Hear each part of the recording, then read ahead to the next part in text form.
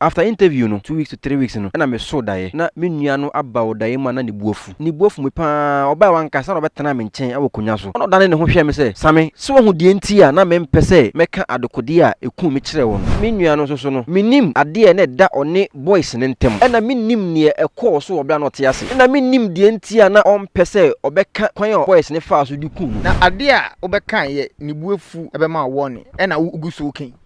yeah meguso aka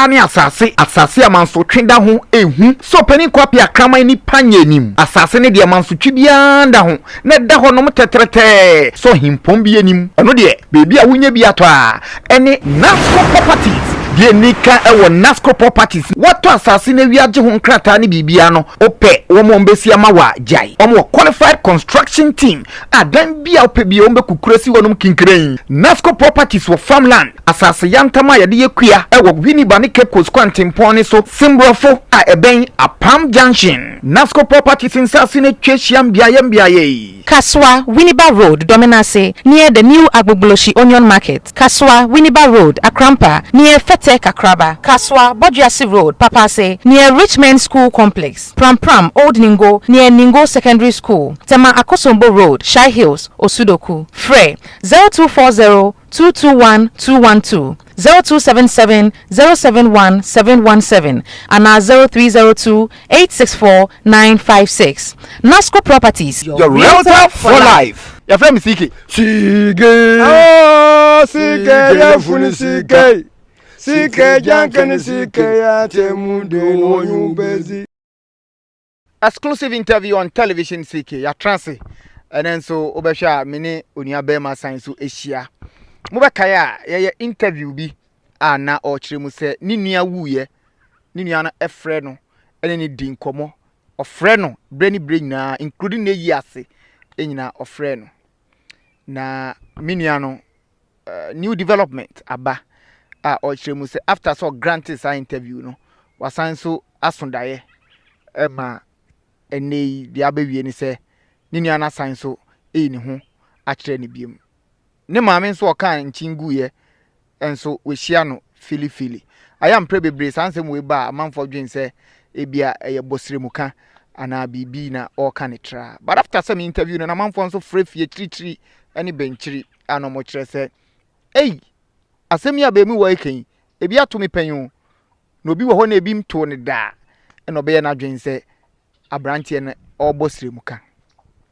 Merisike eno be sha customize atrema shada ochrema shada ena ehyeme no ne nwum bia ode ba nansen a ena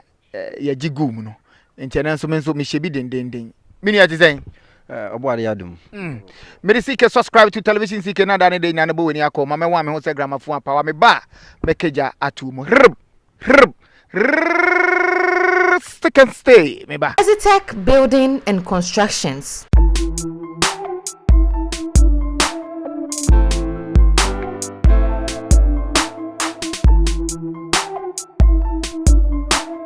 For your building construction and architecture designs, please contact Ezitech Building and Constructions on 0243 987 117 or 0204 510 800 or send them an email to greymarking@gmail.com. Ezitech Building and Constructions, your #1 construction firm. Okay, mafabo nsuenu mepie mi chen yo na okunini mi chinko na menuma sem frem se bayirepo na I am kai way back and here was soon se tech omo munim no munim e be rap ya se osisia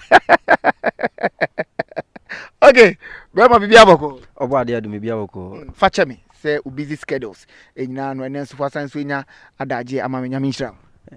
na minhira so o kasa den kakra hwe minim anka ewie pɛ yo pa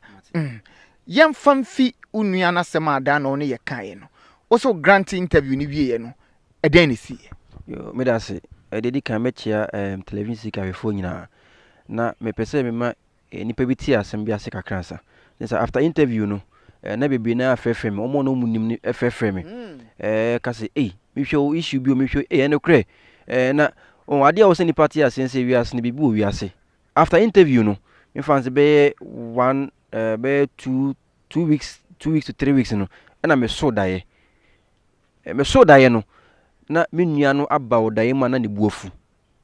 ni buofu me pa oba wankasa na obetena me nchen awo konya so na musa na aden onkasa ono dane ne ho hwe me se same sania no ofre me a obo me din no ofre me 3 times a no same so hu die nti a na me mpese meka adokode a eku me kire wo no ana me se nana aden nti na wo kasa sa aden de na asi ana o ye din oto onkasa eti oye se osole pe na manu so etete me before no on say issue ni baaye no before so all kan de kodi a eku ni kire me no echeyi ye me force na sa na wo ka de nti a oku no kire me no eti no after interview na obeka sa asem we kire me no ena ma me kai say on say na me ka say phone na recording wo so no me ne abawe bi etena ya na me dwen sa abawe na fa phone de koye ena Mr. ba ka che me say betima ba say bia on pese obi beti ni voice no record no bia na ono ana ma phone ayila ba na me doubt kakra say phone a wo me nchen sa de incident na for otumi ma phone ayila sa enti after interview no obesom sa daye no ena me hu say okay bia na ebe no kre say ono ana bia o ma phone no ayila because my friend girl na busan several times say o de me say na phone recording na was na de hu nya me ntino onfa phone me but o say enyo no na afa phone no and after interview no die na me so ye no and ma me hu say okay ebia na the Mr. no so kind of request ebia no na ma phone no ebia ayira yeah obi wo ha weni de edi kan a all share this particular issue de tie ne say ne bra amanfo fa akweti kwan so eje ne nkwa na owuye no yi ni hu edi kire no mpre bebre a friend wo phone so na maintain ni mpeni nsem da so friend ni phone so ni din komo ne yi ase nyina oba ho be din kra omusie ni wie nyina odin tente kakra ne we sa ya na afi otito ma okoye no by interview no say asem no nka wo bebi ada beka o television CK na ne bra no esanso yi ni hu edi kire no wo dayem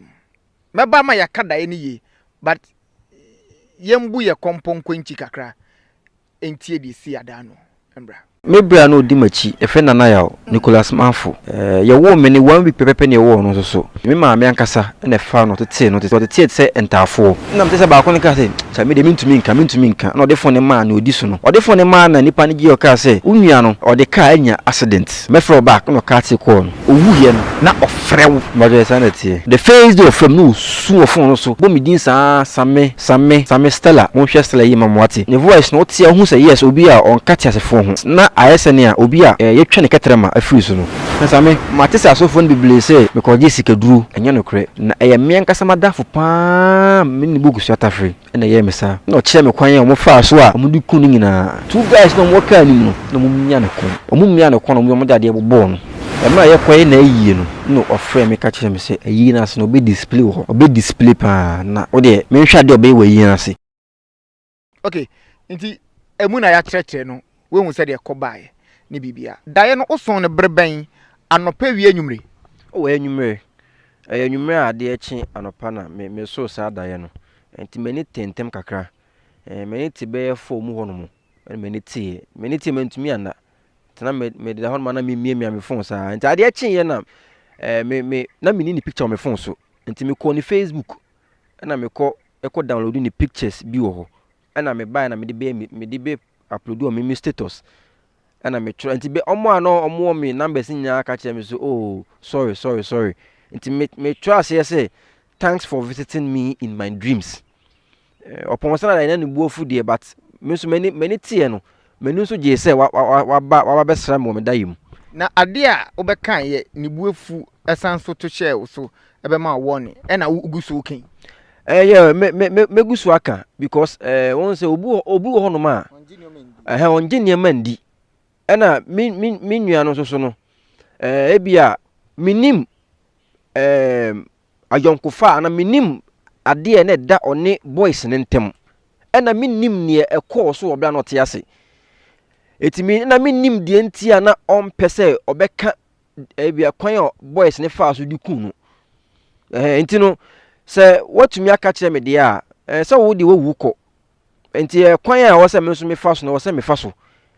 na me so metumi ma amanfo because ebo ensema me kan ebo me kan e de ahye obi nkra na me kan e de atu obi fo because ene no bebe na hu ni se bibi ni wiase nti obi obesoli bia na oye ade a ope because of me person me ko bibli but ni a religion na ba ye nipa ni ntino o ka asem hia kra na na ebu ni se sorry asem ehu hia but na o ka asem hia pa o se eja won se wo ka wewie no na fi na bibli na aba o mo ka mo nsem se o ebi ato pen ebi so di agro but ayade yekoso wi ase wo se nipa di tu no fo because asem bia menua ne kan ya same semanwu ananka minim se nipa bibli na mo na wi ase nye nipa ebi ensamafo ebi mewuwu no mo na wi ase no mo koba to se oba ampo a one ne kura efa enya ayonkofa mpo na oba ne mpo nye nipa nka wanwu anko nim sa de wi chese oba amanfo nam bontin so a omunye nipa oh eja be nipa bibli na masasi wi so ye no mo koba omunye nipa entina no wokase entina no wokase wanwu a anka onim se emi ko ba akrampo nya yongofa akrampo na onye nipa so enti nipa bibli ye ka we ne ye ka se na be ye obi betumi de tu ne ho no wahwe ne ho yi o wiase ne ewom sesi ya no me pese me ko be because of senior religion akoye enti no ama afi de nipa nyi bibie ni biem ene yes say niema so enti no senior wosanke nipa ebo ne bra efa no sesi ne ato ne nyina agu ena fi yedi obi momu edi achi ena yapo ye de ne yeseye niema enti wo ka no krasa ma hu hia mpo a ne ebu ni se sorry to say ayade hu hia ena no omobogu wo se nipa hwe dai num no na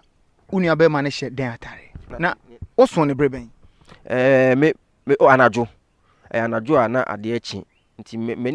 meniti ntem be fo mu hono nti mama ntumi kwa na me me fon sana ade chen me no enti no ade chen na ene ma me di hu se na ese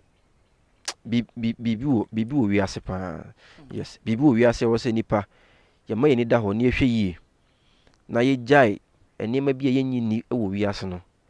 because mpenifo se bibi ni wiase da nka ye ntupum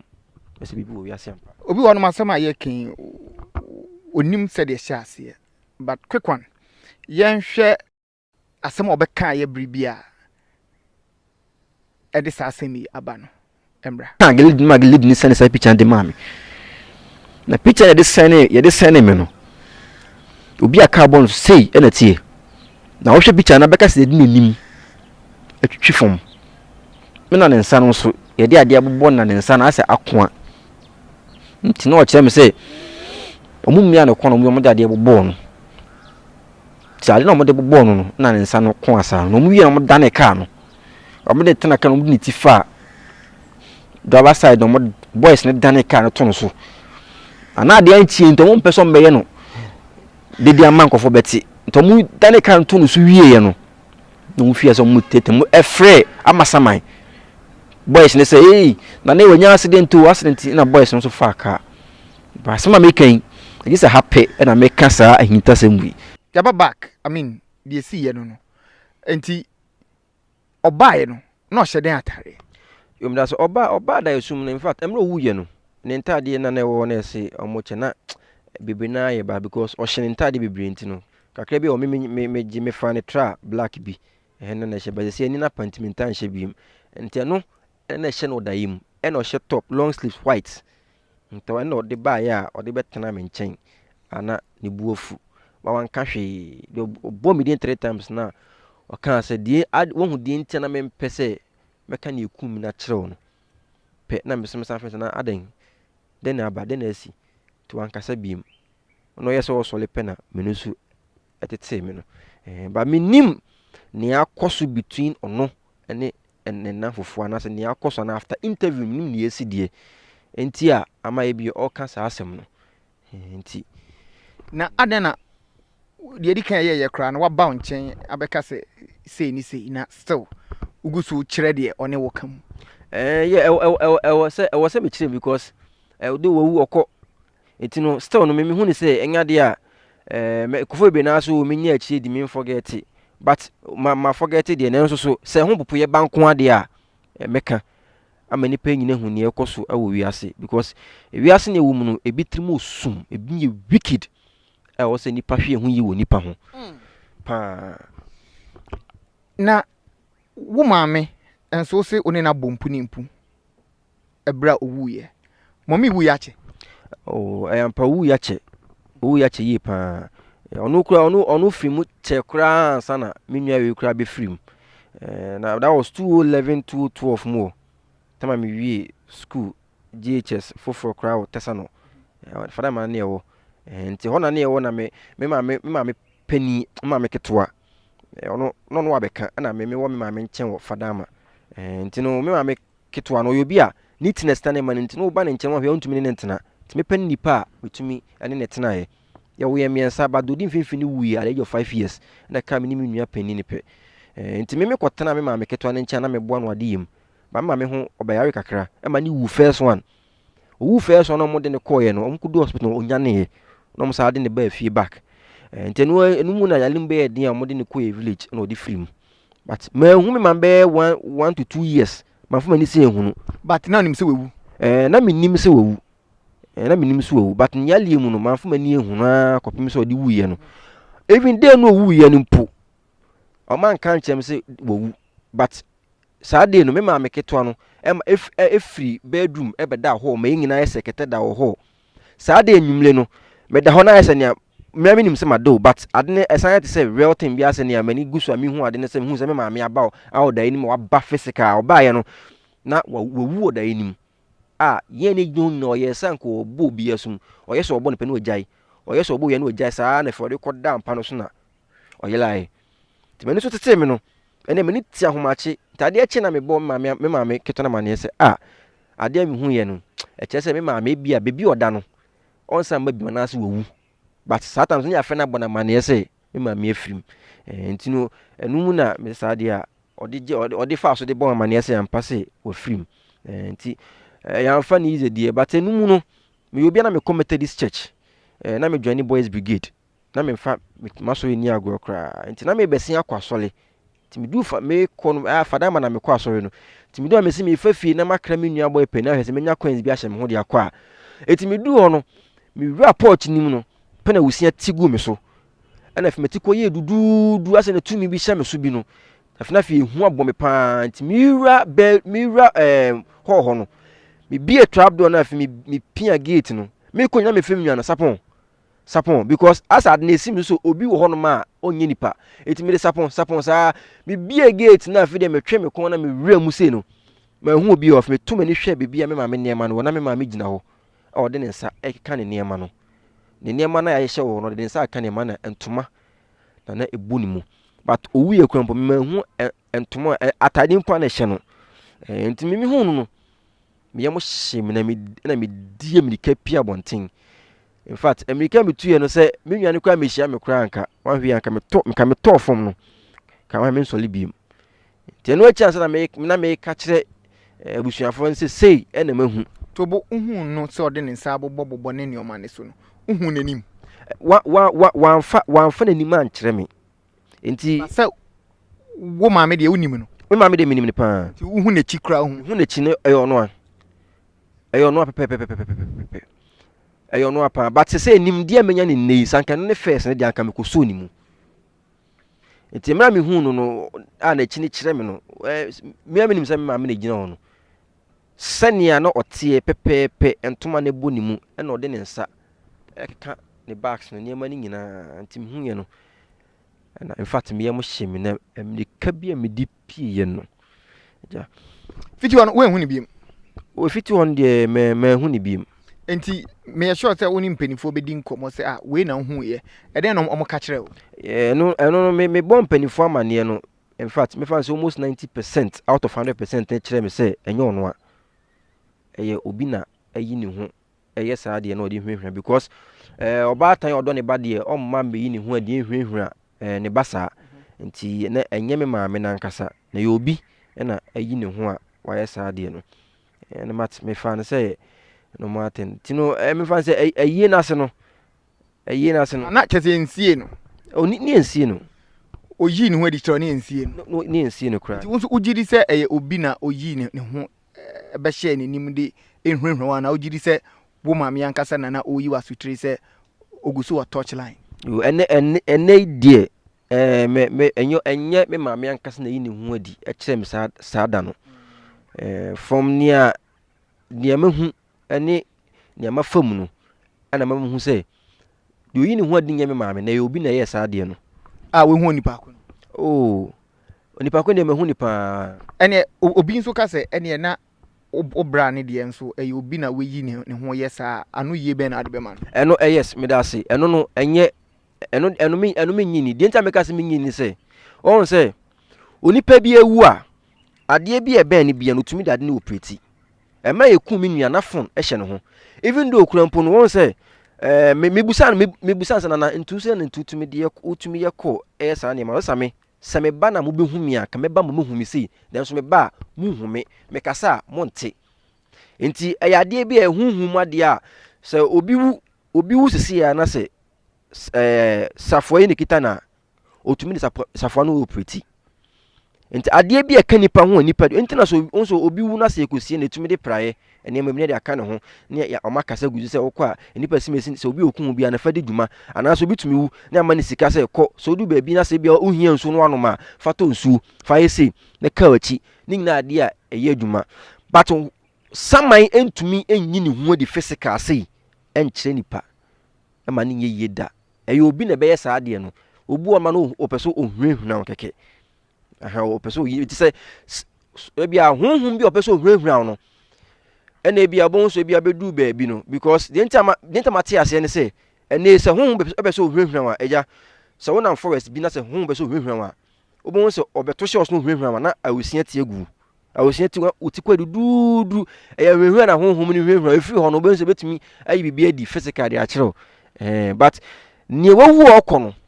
ontumi appear physical but a different world there obetumi appear ho obetumi wu na okopio different